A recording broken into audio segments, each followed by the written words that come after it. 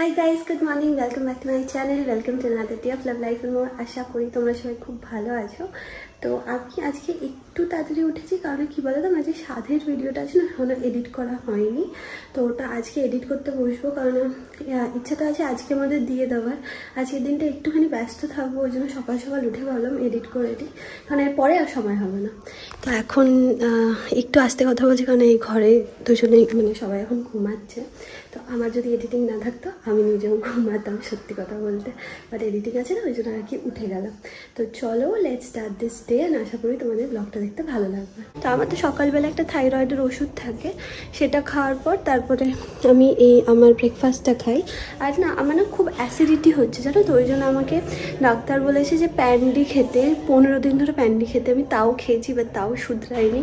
মানে একে তো বমি, তার উপর অ্যাসিডিটি, মানে দুনিয়ার সমস্ত রকমের জানি প্রবলেম হচ্ছে। তোমাদের হতো গো এরকম? মানে আমার তো এরকমও হচ্ছে যে আগে যেরকম হতো না গন্ধতে প্রবলেম, সেই সেম জিনিসটা আবার হচ্ছে। মানে সেই প্রথম ট্রাইমাস্টারে যেই জিনিসগুলো হতো সেগুলো আবার থার্ড ট্রাইমাস্টারে এসে সব রিপিট হচ্ছে। যাই হোক, এইটা খেয়ে নিই। আর তোমাদের সাথে কিছু কথা আমার বলার আছে। ও ঘরে থাকলে অনেক সাবধানে সাবধানে কথা বলতে হচ্ছে, তো আমি ওই জন্য ভালো এই ঘরে এসে বুঝি, তাহলে কি আরামসে রিল্যাক্স করে কথা বলতে পারবো। যেটা বলছিলাম সেটা হচ্ছে, লাস্ট 2 দিন ধরে আমরা একটা নিউজ পেয়েছি, সবাই জানি কি নিউজ। তো বেসিক্যালি কী বলতো, এটা তো প্রথমবার না যে একটা রেপ আর মার্ডারের কেস আমাদের সবার সামনে আসলো। প্রত্যেকবার ধামাচাপা পড়ে যায়, সত্যি কথা বলতে। আমি জানি না এবার আদৌ কী হবে।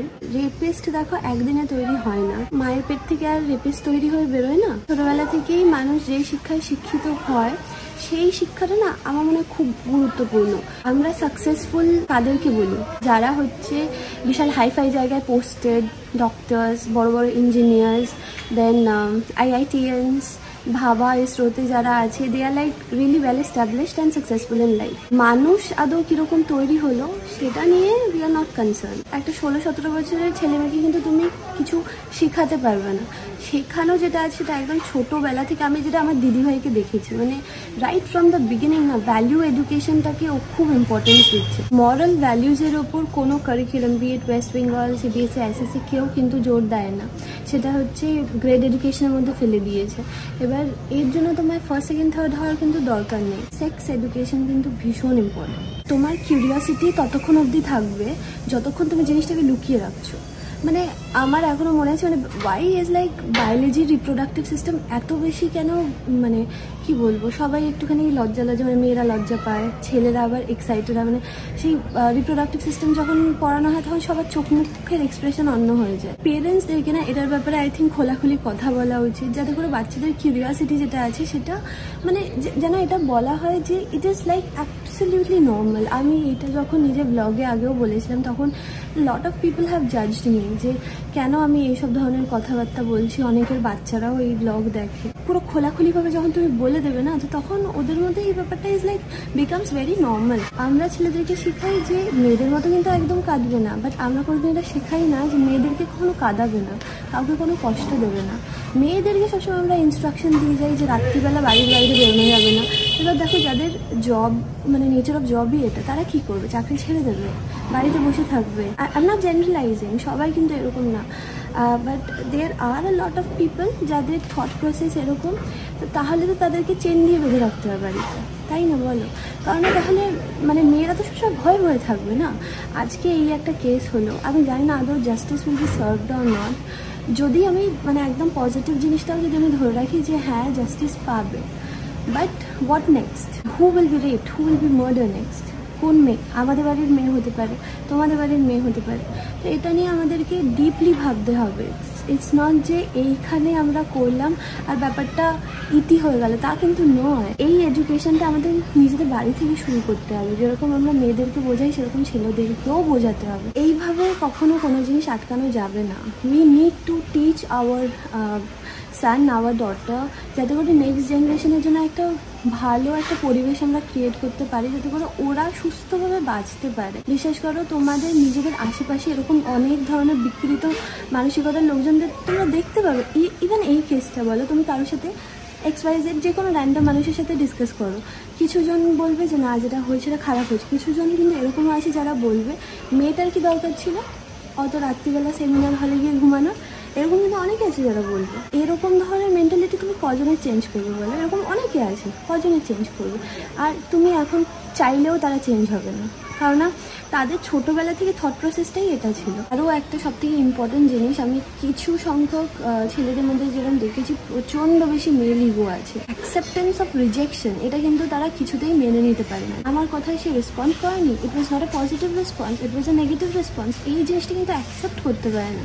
সেটা ক্ষোভ জমতে জমতে জমতে জমতে জিনিসটা একটা ভয়ঙ্কর একটা রূপ ধারণ করে। আমার মনে হয় ছোটোবেলা থেকে বাচ্চাদেরকে এটা শেখানো উচিত যে ইট ইজ ভেরি নর্মাল যে কেউ তোমার কথায় হয়তো পজিটিভ রেসপন্স দিল না, accept it and move on in life. কিছু জনের পছন্দ হবে, কিছু জনের পছন্দ হবে না, বাট তার মানে এটা না যে যারা আমাকে পছন্দ হয়নি তাকে আমি কষ্ট দেবো, তাকে আমি দুঃখ দেবো না, সেই জিনিসটা আমি কেন করবো বলো? সলিউশনটা হচ্ছে একদম বেস থেকে আমাদেরকে প্রোভাইড করতে হবে, যাতে করে একদম ছোটোবেলা থেকে বাচ্চাদেরকে সেইভাবেই আমরা মানুষ করতে পারি, যাতে করে এরকম ধরনের বিকৃত চিন্তাভাবনা যেন না আসে। আর সবথেকে ইম্পর্টেন্ট, বাবা মাকে একটু ফ্রেন্ডলি হতে হবে। আমি অনেকে হয়তো ভাববে যে এত মানে যেখানে নিজে পেরেন্ট নয় এত তো বড় বড় লেকচার মারছি, বাট আমি আমার দিদির থেকে যতটুকুনি শিখেছি, আমি আমার নিজের এই 31-32 ইয়ার্সে যতটুকুনি শিখেছি আমি সেটার এক্সপিরিয়েন্স থেকে বলছি। বাবা মাকে ফ্রেন্ডলি, মানে বাবা মা যদি ফ্রেন্ডলি না হয় জানো তো বাচ্চারা অনেক কিছু কমিউনিকেট করতে পারে না। হতে পারে তার মানে তোমার বাচ্চার মাইন্ডে খারাপ কিছু আসতেই পারে, তুমি যদি ফ্রেন্ডলি হও না সেটা কিন্তু তুমি ধরতে পারবে যে হ্যাঁ ওর মনের মধ্যে এরকম একটা জিনিস চলছে, তাহলে সেটাকে তুমি একদম রাইট ফ্রম দ্য বিগিনিং তুমি আটকে দিতে পারবে। বাট ওয়ান্স মানে বড় হয়ে যাওয়ার পর it is very difficult to control them. তাকে মানে হাত পা কেটে দাও, যা খুশি করে নাও, তার এই জায়গাটা কিন্তু তুমি চেঞ্জ করতে পারবে না। সবাই চাই যে জাস্টিস হোক, আমরা সবাই চাই যে ক্রিমিনাল তারা পানিশমেন্ট পাক, কিন্তু এটা কিন্তু জাস্ট একদিনে বা একটা মানুষ বা 4-5টা মানুষকে পানিশ করলে হবে না, ঠিক আছে? তো সবাইকে চেঞ্জ হতে হবে, আমাদের যেরকম মানসিকতা চেঞ্জ করতে হবে সেরকম আমাদের নেক্সট জেনারেশন যারা পুচকি পাচকে যারা আছে তাদেরও যেন মেন্টালিটি চেঞ্জ হয়। খোলাখুলি কথা বললাম বলে ওই জন্য আমাকে জাজ করো না কেউ।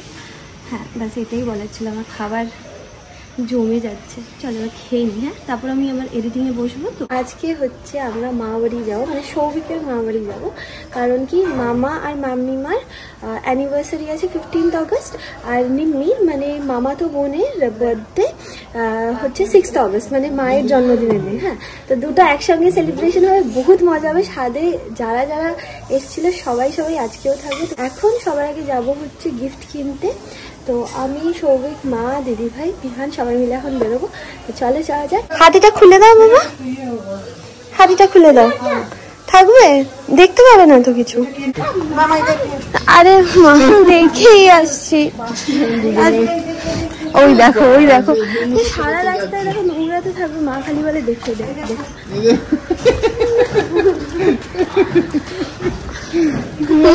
ওই দেখো,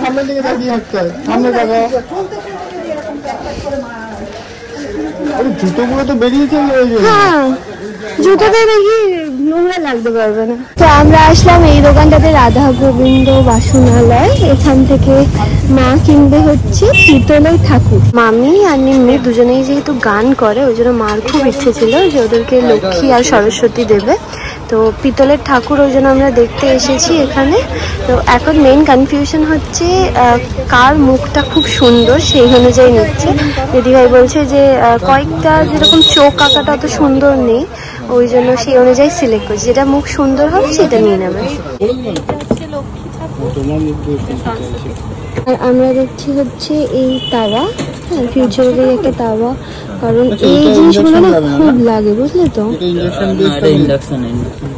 এই একটা তাওয়া আছে, একটু দেখবে, আর এই একটা তাওয়া আছে যেটা হচ্ছে ইন্ডাকশন বেসড, বুঝলে। এটা হচ্ছে গ্রানাইট পলিশ। প্রেস্টিজের ওটার কোয়ালিটি অত ভালো লাগছে না, বাট এটা আমার খুব মজবুত শক্তপোক্ত লাগছে, তো ওই জন্য এইটাই ফাইনাল করা হলো আলটিমেটলি। এখানে পিহানের অবস্থা দেখো, চেয়ারে বসেছিল, ও উঠে গেছে হচ্ছে মায়ের কাঁধে। টিভি দেখতে পোগো চালাতাম, তাও অনেক পারমিশন নিয়ে। হ্যাঁ, তুই এখনো তো পোগো দেখছিস না? টিভির পাশেই ফিল্টারটা বসানো, তখন খেলা চলছিল, এরকম টিভি দেখছে, জল পড়ে ভেসে যাচ্ছে, লাস্টে জামা ভিজে গেছে। এখানে সমস্ত গিফট র্যাপিং হচ্ছে আর আমি আর সৌভিক এখন যাবো হচ্ছে নিম্নির জন্য কিছু জুয়েলারি নিতে। তো এখন আমরা শ্রীহরিতে এসেছি, এরকম কিছু ডিজাইন দেখছি। আমার এটা বেশ ভালো লেগেছে, এই একটা ডিজাইন আমার বেশ ইউনিক লেগেছে। তো কেমন লাগছে? ভালো লাগছে তো, ওদিকে তাকিয়ে বলছি।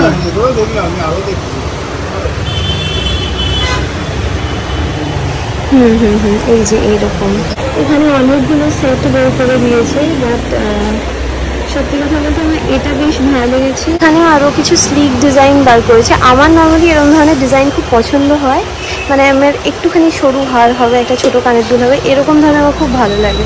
আরও কিছু জুয়েলারি সেট দেখছি, ওটা যেমন নিম্নের জন্য একদম ঠিক আছে, মানে স্লিক ডিজাইনটা। মানির জন্য দেখছি একটু ভারী কিছু। কেনাকাটি করা হয়ে গেছে। আরে শ্রীহরির ব্যাগ পাইনি গো, আর আমি গিফট র্যাপ ইচ্ছা করে করিনি, মানে বাড়ি থেকে সবাইকে দেখাবো তো ওই জন্য। আর আর কি বলতো, নিম্মি আর মাইমা দুজনে কিনা সাজতে খুব ভালোবাসে, মানে ওরা জুয়েলারি অর্নামেন্টস এগুলো খুব পছন্দ করে, তো যে যেগুলো পছন্দ করে আর কি।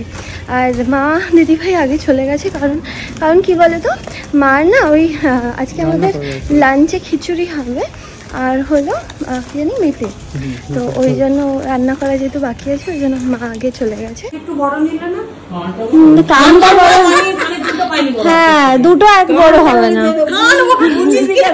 নয় হাড় বড় নয় কানের দুল বড়, কিছু একটা বড় হচ্ছে। ভালো হয়েছে না? এটা মাছ ভালো হয়েছে না? খুব সুন্দর, এটা মাছ আরেকটা আছে। কি বলছো শীতে? মানে এটা কি আলাদা? এখানে ও ঝুলছে আলাদা, আমি যদি শীতে পাটি ভাবলাম। শীতে মানে তুমি এরকম ধরনের ডিজাইন পরে ভালো হয়েছে, দেখতে সুন্দর, খুব ভালো হয়েছে, দুটোই ভালো হয়েছে। মা দেখেছো? মা মনি এখন ব্যস্ত হয়ে গেছে, খিচুড়ি আর খাই যেতে পারলো না। খিচুড়ি খাবে না।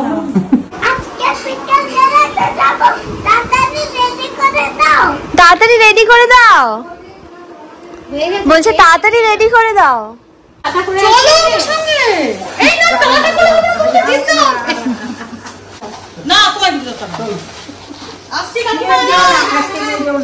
দেখা হচ্ছে বিকেলে,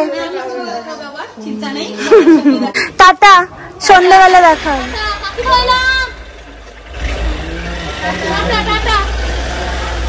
আমার না মায়ের হাতের এই পাতলা যেই মাটন বা এই মেটের ঝোল যেটা হয় সেটা খেতে খুব ভালো লাগে, তো ওই জন্য মাকে বলেছে মা একটুখানি বানিয়ে দিও। জানি তো, সেটাই তো বললাম যে মেটের ঝোল পাতলা করেই করেছি, খাও।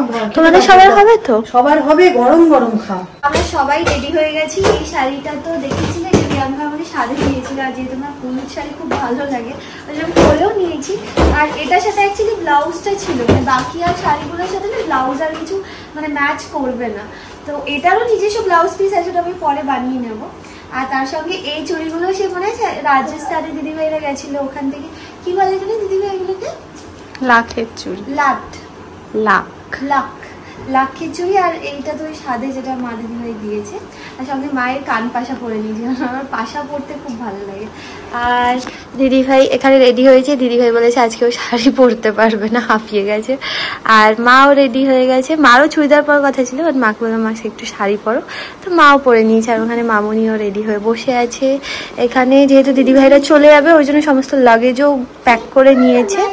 ওখানে বাবা রেডি হয়েছে প্রায় 1.5 ঘন্টা আগে, ও সেই তখন থেকে তারা দিচ্ছে যাওয়ার জন্য। টাটা, চলো টাটা, নিজেই নমস্কার করে চলো। তো বেরোলাম সবাই আমরা, অনেকটা দেরি হয়ে গেল গো, মানে যখন বেরোনোর কথা তার থেকে প্রায় 1 ঘন্টা পর আমরা বেরিয়েছি। দোষটা আমারই, সাথে এবার এক্সপোর্ট হয়েছে, এক্সপোর্ট হওয়ার পর মানে এক্সপোর্ট হয়নি, মানে পুরো ভিডিওটা পুরো একদম লাস্ট অব্দি আসলো, তারপর দেখা যাচ্ছে আনএবল টু এক্সপোর্ট। এত খাটাখাটনি করার পর ছাতার মধ্যে আমার ভিডিও না এক্সপোর্ট হলো না, আমার আপলোড হলো, দেরিও হয়ে গেল, সব একসাথে। যাই হোক, এখন বাজে হচ্ছে 6:47। এবার যা যাক, হ্যাঁ এবার মা শুরু করে দেবে টেনশন। আমি করে নেবো, আমি এক্সপোর্ট যেতে যেতে করে নেবো। আর গিয়ে মা বাড়িতে আছে তো, এমনি নেট আছে তো, দেখা যাবে। হ্যাঁ নেট তো নিশ্চয়ই থাকবে, ওখানে গিয়ে আমি আপলোড করে দেবো। নিয়েছে, একটা গাড়ি নিয়েছে, তাকে ওনার গাড়ি রেখে দিয়েছে, তার মানে পুরো ফাঁকা। একজন গাড়ি রাখা আছে, থাকে না। চলো চল, মিমিদের বাড়ি যাচ্ছি তো।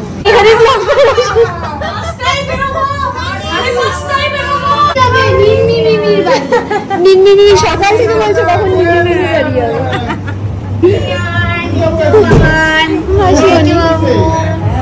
ওই বাবু দাদা কই? হ্যাঁ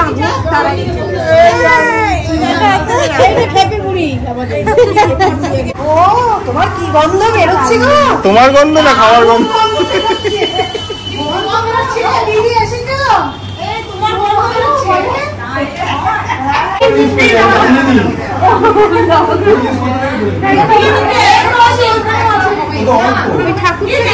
মা কই? মাকে ডাকো তো। আর এইটা হচ্ছে মেজো মাসিমণি, ব্লগে দেখেছো তোমরা আগেও। সুন্দর লাগছে, পুরো গ্লো করছে। আমি জানি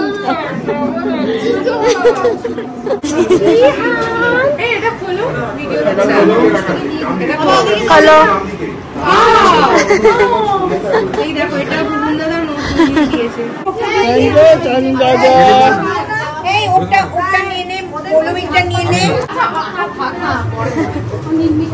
ও নিম্মিকেই দেবে সরষে, ওই যে নিম্মি হাতে দিয়ে। ও দিদি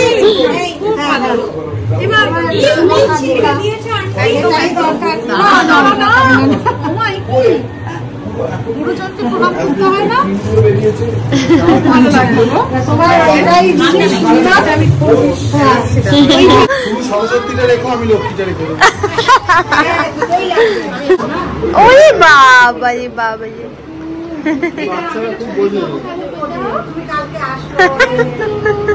আমি নিম্মি, রেশমি বলে একজন আছে, ঠিক আছে? মামার মেয়ে, কিন্তু আমাদের সব বন্ধুর মতো একটা।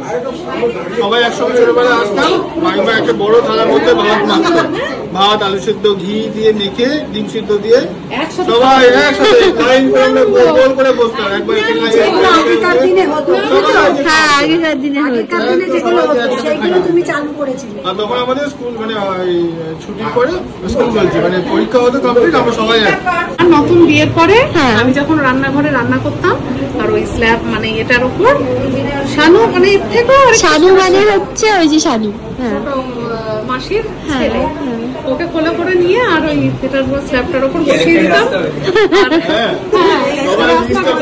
সেই এখন আমাদের এত বড় ছেলে, আর আমি রান্না করতাম আর চুপ করে ভয়ে চুপ করে বসে থাকতাম। তোমার নাম কি? আমার নাম সৃজন চ্যাটার্জি। তুমি কোন স্কুলে পড়ো? শিক্ষা কোথায় থাকো? শিক্ষায়তন। জানো কি একটা জিজ্ঞেস করতাম, হ্যাঁ কোথায় থাকো? আর ইচ্ছা করে জানবার জন্য কি শুনতে পাচ্ছি না, এরকম। এইবার অনেকক্ষণ হয়ে গেল যে আমাকে নামিয়ে দাও, কি করে আসতে জিজ্ঞেস করতে, কি করে আসতে জিজ্ঞেস করতে, বাসে তারপরে বাসে, তারপরে ট্রেনে, তারপরে করে ভয় ভয় কথা বলতো। এবার আমি নামবো মতো, মানে তো বদমাইশি করতে পারছে না তো।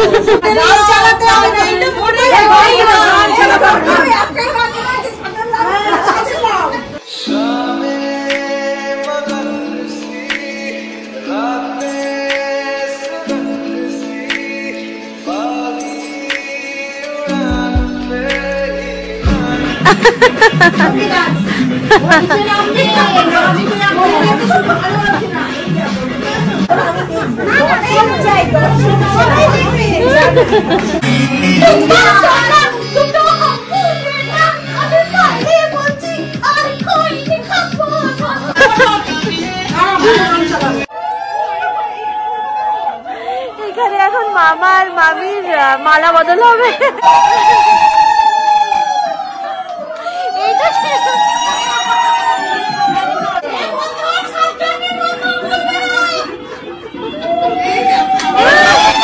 আরেকবার আরেকবার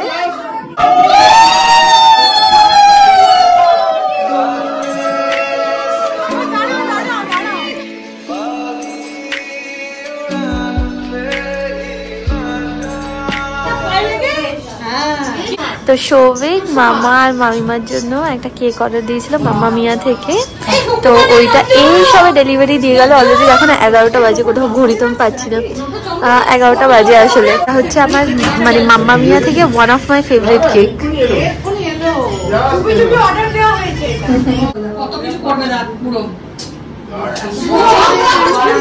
আইসক্রিম কেক মানে ওই কেকটার ভিতরে আইসক্রিম আছে। Happy anniversary and happy birthday. Happy anniversary.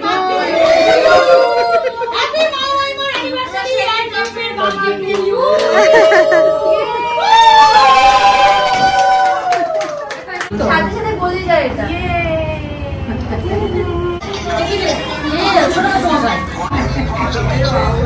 একটু মামা খাই দাও, মামাকে একটু মামা খাই দাও, মাইমাকে খাই দাও, খাই দাও, দুজন খাই দাও, তাহলে বলে পাক হয়ে যাবে। না না, ওরা দুজন দুজন খাওয়া তাহলে ভালো হবে। এই ভালো করে খাও, এই তো তোর ভালো করে।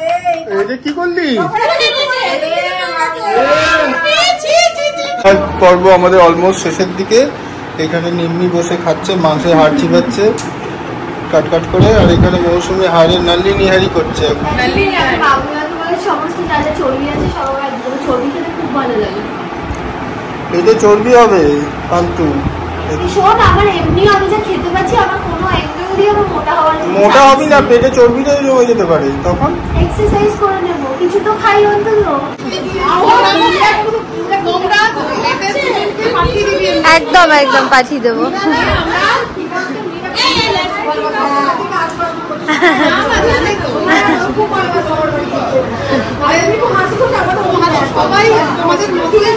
একদম